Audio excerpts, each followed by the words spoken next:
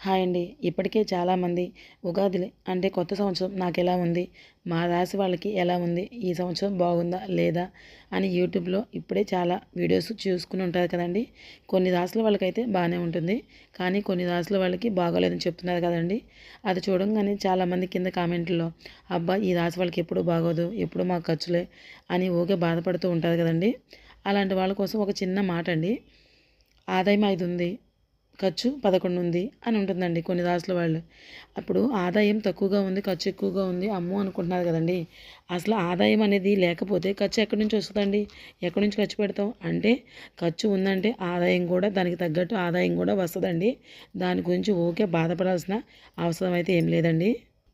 ఖర్చు, ఖర్చు అనుకుని బాధపడతారండి. ఖర్చు పెడతం కూడా ఒక అదృష్టం అండి. ఎందుకంటే మనం బంగారం కొంటాం, బట్టలు కొంటాం, లగ్జరీగా బతుకుతాం. ఖర్చు అనేది కూడా ఒక గొప్ప విషయంలాగా చెప్పుకోవాలి. డబ్బులు లేదా ఖర్చు పెట్టలేం కదా! అది ఉంటేనే కదా ఖర్చు పెడతాం.